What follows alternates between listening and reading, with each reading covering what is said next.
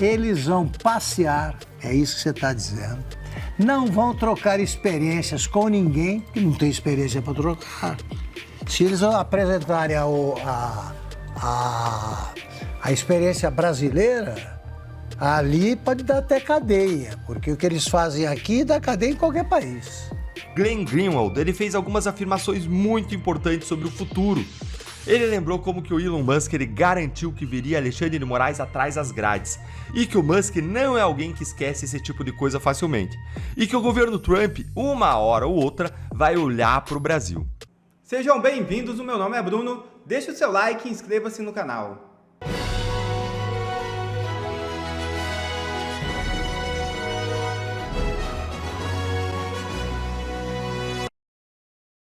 Em ofício, Sóstenes diz que não deve explicações a Flávio Dino.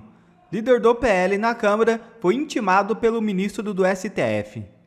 O deputado Sóstenes Cavalcante recusou-se a prestar informações ao Supremo Tribunal Federal a respeito de suas declarações à imprensa em que abordou o acordo de distribuição de emendas de comissões. A resposta do parlamentar foi enviada diretamente ao ministro Flávio Dino.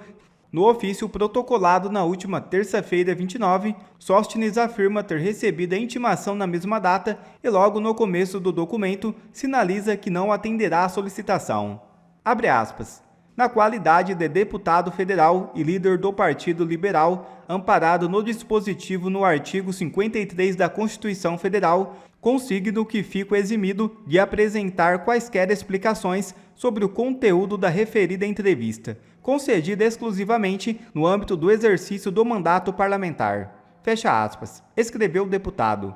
O artigo 53 da Constituição Federal, citado por Sóstenes, trata da imunidade parlamentar e garante que os deputados e senadores são invioláveis, civil e penalmente, por quaisquer de suas opiniões, palavras e votos.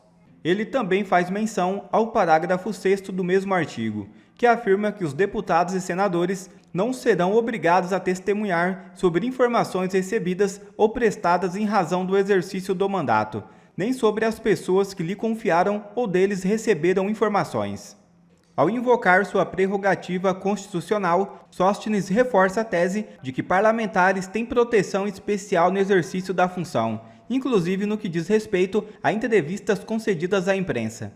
O documento finaliza com um tom de respeito institucional, mas sem abrir margem para recuso. Abre aspas. Confiante na justiça, subscrevo-me.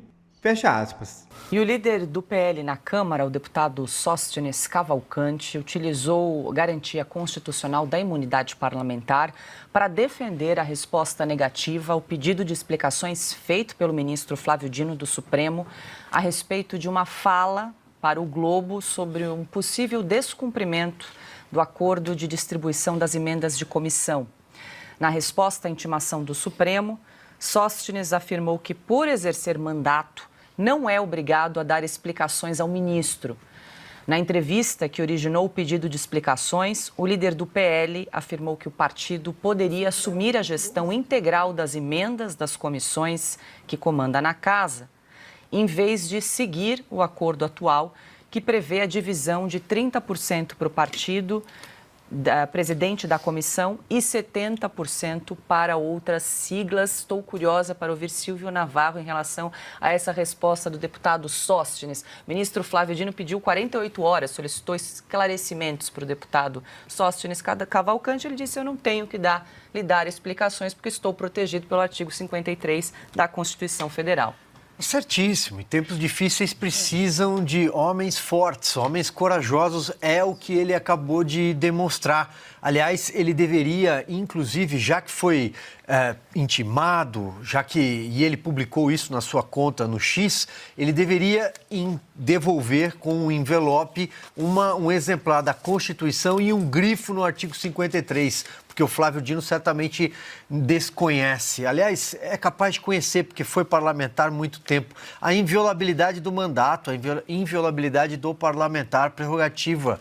Portanto, embora a Câmara dos Deputados, a gente tem sempre de repisar esse episódio, porque ele é importante para os tempos que estamos vivendo. Muita coisa que estamos vivendo hoje é decorrente da do fato da Câmara ter entregue numa bandeja a cabeça do deputado Daniel Silveira lá atrás.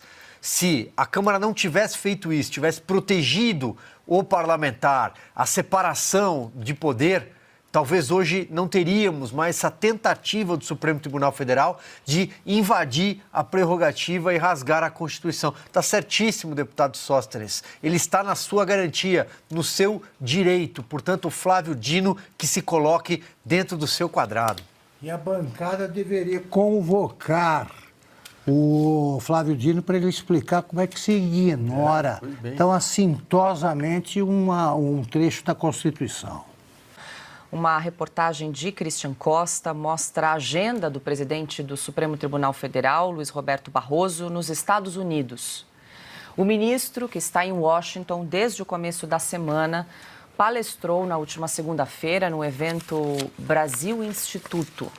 Na terça-feira, mesmo no exterior, Barroso participou do Web Summit Rio 2025 por videoconferência e discorreu sobre as redes sociais. Segundo o ministro, o Supremo teve um protagonismo no impedimento do uso das plataformas digitais para uma suposta tentativa de golpe de Estado no Brasil. E ontem, o ministro Luiz Roberto Barroso discursou na American University. E hoje, Barroso vai participar de um talk show com o ex-presidente Bill Clinton, do Partido Democrata. Ana, eu quase me confundi aqui com a agenda recheada aí de compromissos do ministro Luiz Roberto Barroso nos Estados Unidos. Pois é, eles adoram passear pelos Estados Unidos, eles adoram ir para os Estados Unidos para falar mal do Brasil, eles adoram citar os Estados Unidos, a Constituição americana, os justices, né? O Flávio Dino vive falando os justices. Aliás, aqui um pequeno parênteses, o Flávio Dino, em relação ao Sóstenes, né? Ele dando aí 48 horas para explicações e o Sóstenes dizendo eu estou protegido pela Constituição, artigo 53. Flávio Dino, eu acho que os juristas de internet estão sabendo mais do que o senhor sobre o artigo 53 e a Constituição. Mas, enfim, ele que adora falar justices também, eles adoram citar os pais fundadores da América. Eles só não copiam o que acontece na América. A separação dos poderes, a independência, a autonomia dos poderes, a harmonia entre os poderes, mas principalmente a independência entre os poderes. Eles não copiam como os justices, os juízes da Suprema Corte, só falam nos autos. Como eles não têm redes sociais, não sobem em palanques políticos, não discursam em converscotes que falam mal de opositores do governo e dos protegidos, né? Nenhum ministro, aliás, nenhum juiz da Suprema Corte Americana, nenhum, até aqueles nomeados pelo Partido Democrata, nenhum disse, nós derrotamos o trumpismo em 2020, 2021, nenhum. Portanto, é curioso, né? Como eles vivem nos Estados Unidos, eles vivem citando as leis e o ambiente jurídico dos Estados Unidos, mas eles não se comportam como os americanos. E a alta cúpula do Judiciário brasileiro e também integrantes do governo Lula têm agenda programada no exterior na semana que vem. Ministros do Supremo, do STJ e também representantes do governo Lula participam a partir de segunda-feira de um seminário organizado pela OAB em Madrid. O evento conta com a presença de pelo menos 2 ministros do Supremo, 11 ministros do STJ e nomes do governo como Ricardo Lewandowski e Jorge Messias. Os ministros adoram esse ar arejado, né, ir para esses lugares. Então, é isso aí, é um tapa na nossa cara, porque o Brasil está enfrentando desafios imensos. A gente vê o judiciário abusando do poder, a gente vê esse escândalo do INSS e a gente vê os nossos principais representantes em Madrid fazendo uma visita ao Museu do Prado, nesses jantares. Excursão. Nem isso, Arina. Uma vez um a filha de um jornalista amigo meu, que não parava de ir para Nova York, toda hora, Nova York. Aí eu cheguei para a filha dele, uma garota, tinha uns 10, 12 anos. Falei, o que teu pai vai fazer em Nova York? Ele falou, comer. Vai comer. O que ele vai fazer? Não sai, é de restaurante. Imagine, se você bota no exterior um Flávio Dino, ele vai se interessar por quadros, vamos dizer, só se for, né, aquela natureza morta aí que ele vai tentar fritar o que aparecer na tela. Eles vão passear, é isso que você está dizendo, não vão trocar experiências com ninguém, que não tem experiência para trocar. Se eles apresentarem a experiência brasileira, ali pode dar até cadeia, porque o que eles fazem aqui dá cadeia em qualquer país. Eles vão passear, deixa lá o Alexandre de Moraes julgando tudo. Ele gosta, ele acha que isso aí ainda vai levá-lo à presidência do Supremo. Ele não sabe como é o sistema, né? Porque ele é um dos mais recentes lá, aprendeu tudo em pouco tempo. Então é o seguinte, é um assinte esse tipo de viagem. Tem os caras que têm interesses em causas do Supremo, patrocinam, eles vão passear. Por que não encaram um voo de carreira? Só isso aí. Tenta. Primeira classe, nenhum problema. Mas exponham-se a uma fila no salão de embarque, na sala de embarque. Tentem. E eles vão passear lá, porque aqui eles não podem sair à rua. Não vão nem a casamento. Porque pode haver lá algum brasileiro com juízo, né? Então, a vida social dessa turma é financiada por nós e acontece no exterior. É só isso. O resto é conversa fiada. Quem é que quer saber o que o Barroso pensa? Ele somente vai lá e explica o milagre do João de Deus, aí interessa mais. Pois é, falando em turismo no exterior, o Palácio do Planalto omitiu 3 nomes da lista oficial de integrantes da comitiva do presidente Lula, que foi ao velório do Papa Francisco. Que é crime, hein? Apesar de o governo ter divulgado 18 integrantes na comitiva, a viagem incluiu ainda a procuradora Rita Nolasco, namorada do presidente do Supremo, Luiz Roberto Barroso, a tesoureira do PT, Gleide Andrade, e o secretário Gilberto Carvalho, aliado histórico de Lula. A informação foi revelada pela Folha de São Paulo. Os 3 nomes não apareciam na lista oficial divulgada em 24 de fevereiro, véspera do embarque. A confirmação só veio 3 dias depois, quando um questionamento foi feito por jornalistas. O Planalto confirmou a participação, mas não explicou, Augusto, por que omitiu os 3 nomes. Paula, o comandante do voo, o piloto, não, que chefia, ele está proibido de admitir a presença de clandestinos. Isso é crime. Estão cometendo crime com aviões da aeronáutica. Não pode, você tem que ter publicada no Diário Oficial a lista e você que é conferida pelo comandante, ele não pode decolar se as coisas não baterem. Essa lei foi para o espaço quando o Lula inventou a segunda-dama, que é a Rosemary Noronha, que fazia as viagens que a dona Marisa, a primeira-dama, não queria. Ela queria o circuito Elizabeth Arden, Paris, Londres, Nova York e tal. E sobrava para a Rosemary, que topava qualquer negócio, fez mais de 20 viagens, o papel de segunda-dama na África, em Portugal e tal. O nome dela não era divulgado, porque senão a dona Marisa ia impedir a decolagem, coisa parecida.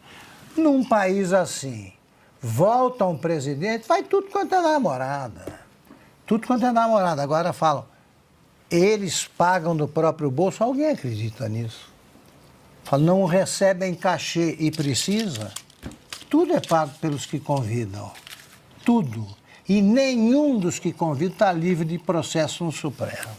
Ana, a lista divulgada dessa comitiva, que já era grande, né? Já era uma turma, 18 pessoas. Ainda tinha 3 penetras, um deles era a namorada do presidente do Supremo Tribunal Federal, Luiz Roberto Barroso. Religiosa, ela queria ver o Papa, né? Que também é muito religioso, né, Augusto? Também é muito religioso, segundo a Dilma.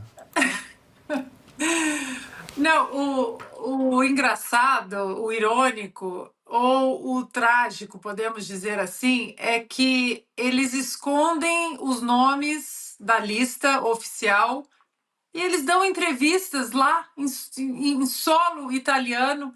A namorada do Barroso, tem vídeos da namorada do Barroso do lado do ministro Barroso, dando entrevista como se nada estivesse acontecendo e está tudo bem, e o Barroso ali falando e ela ali do lado. Ou seja, eles dão de ombros. Onde está o STF para dar 48 horas para explicar os nomes que foram omitidos da lista oficial? É impressionante como a disparidade entre este governo, como o STF trata este desgoverno e como ele tratou 4 anos do presidente Jair Bolsonaro. Eles não podiam respirar. Marina estava lá na equipe do ministro Paulo Guedes e sabe muito bem, não podiam respirar 48 horas, 72 horas, quando eram benevolentes. Cadê? Não, simplesmente vai ficar por isso mesmo, os 3 nomes, e aí esqueceu, amanhã muda de assunto. Não há explicação para a namorada do ministro Barroso estar nesse voo e não estar na lista oficial? Quem está pagando? A pergunta é retórica. O jornalista responsável pelas reportagens sobre o grupo de WhatsApp do TSE, conhecidas como episódio da Vaza Toga e que expuseram o regime de censura, de ilegalidades de Alexandre de Moraes, ele fez revelações no Senado e ele mostrou como que o caso do Felipe Martins pode derrubar Alexandre de Moraes. Pois é, gente, a Comissão de Segurança Pública do Senado fez nessa última semana uma audiência inteira apenas sobre a Vaza Toga. Você lembra daquela série de reportagens da Folha de São Paulo que mostram como que o ministro Alexandre de Moraes ele usava o órgão de combate à desinformação do TSE para alimentar seus inquéritos ilegais de que o próprio Moraes era relator no STF, especialmente o inquérito das fake news? Pois é, o Moraes encomendava provas contra alvos pré-selecionados, como Eduardo Bolsonaro, como a revista Oeste. Use a sua criatividade, lembra disso? E em seguida ele fraudava essa documentação. Ele pedia para sua assessoria no TSE que informasse que essas provas tinham sido feitas a partir de denúncias anônimas, quando eram feitas a partir de demandas e pedidos do próprio gabinete do ministro no STF. Uma ilegalidade completa. Pois bem, o Senado fez essa audiência pública sobre a Vaza Toga e o Glenn Greenwald ele fez algumas afirmações muito importantes sobre o futuro. Ele lembrou como que o Elon Musk ele garantiu que viria Alexandre de Moraes atrás das grades e que o Musk não é alguém que esquece esse tipo de coisa facilmente e que o governo Trump, uma hora ou outra, vai olhar para o Brasil. Se isso já te animou, então curte o vídeo para que ele alcance ainda mais pessoas e fica aqui comigo até o fim. Eu vou deixar agora o vídeo aqui para vocês, para nós assistirmos juntos e depois eu quero saber a sua opinião sobre essas revelações. Acompanha aí comigo. Sobre essa questão das instituições internacionais, sobretudo essa casa do Felipe Martins, mas outras também, eu acho que é muito importante que os maiores revistas e jornais internacionais nos Estados Unidos, no Reino Unido, em outros lugares, estão expressando preocupação com a democracia brasileira por causa do Alexandre de Moraes. Mas eu acredito, e também eu tenho certeza que um dia, mais cedo ou mais tarde, vai chegar o momento quando o Trump e o governo do Trump vai focar no Brasil. Que Elon Musk já mais ou menos prometeu, garantiu que Alexandre de Moraes vai ser preso. E ele não é uma pessoa que esquece coisas assim com facilidade. Então, eu sei que tem muitas pessoas bem alto no governo que está levando essa pergunta, mas no caso do Felipe Martins, acho que é uma oportunidade de usar essa aspecto internacional, porque neste caso não foi só uma decisão corrupta que eu falaria do Moraes prendendo o Felipe Martins. Quando eu vi que o Felipe Martins nunca saiu do Brasil, mas estava aqui no Brasil o tempo todo, eu pedi evidência. E eu vi evidência muito ampla, muito conclusiva, que provou, isso foi bem cedo, que o Felipe Martins estava no Brasil o tempo todo, fácil de provar. E mesmo o PGR manifestou para ele ser solto porque as acusações foram falsas. E o Moraes rejeitou esse pedido do PGR e manteve essa prisão mais 4 meses. Mas tem esse outro aspecto que apareceu no meio de tudo, esse repórter do Metrópolis, que afirmou que ele descobriu documentos no Centro da Imigração, no Customs Border Patrol nos Estados Unidos, que Felipe Martins entrou, mesmo que não entrou. E o Alexandre de Moraes usou isso para justificar ou continuando a prisão dele. Só que sabemos que esses documentos são falsos. Ele nunca entrou. Como apareceu, no meio de tudo, um documento perfeito para justificar a prisão do Felipe Martins? Isso não é sobre o Brasil, isso é sobre os Estados Unidos. Então, estou fazendo tudo para publicar isso, já fiz reportagem sobre isso, estou falando com membros do Congresso, porque isso tem que ser investigado, porque acho que isso pode realmente levar a alguma coisa bem incriminado. E só para falar outra coisa aqui, sobre a saída, etc. Muitas vezes, quando tem uma pessoa, uma instituição que está bem protegida, bem popular, demora tempo para mostrar o fato que essa pessoa está cometendo impropriedades, até crimes, etc. Mas acontece. Não pode esconder a verdade para sempre. E aqui no Brasil tem muitas pessoas querendo proteger Alexandre mais independentemente da evidência por causa do fato que eu disse antes. E se você ler essa entrevista que ele fez com a revista New Yorker, que foi muito jornalismo ruim, nem incluiu uma crítica. Mas ele fala muito. E o que ele está falando, ele fala como não tem ninguém, não tem nada que pode limitar o que ele está fazendo. Falando como ele é quase um deus. Fala que ele não pode fazer nada contra mim, não pode fazer nada para impedir o que estou fazendo, mesmo enviando jatos militares, mesmo nem assim. Ele está com essa atitude, essa postura que ele é o poder superior. Isso é realmente a mentalidade dele. E não sei, eu não sou psicólogo, mas para mim essa é uma mentalidade muito perturbadora, muito perigosa. Mas é isso que ele tem. Mas eu acho que você quis dizer psiquiatra. Não sou, mas precisa ser para, mas não é difícil para analisar essa entrevista. Mas eu falaria que a única coisa que consigo pensar como saída é continuar a mostrar toda a evidência que existe, mas também enfatizando que a evidência que já temos mostra. E um dia, mais cedo ou mais tarde, eu acredito que o valor do Alexandre de Moraes vai diminuir muito e ele vai ficar mais vulnerável, mas o momento aqui não chegou.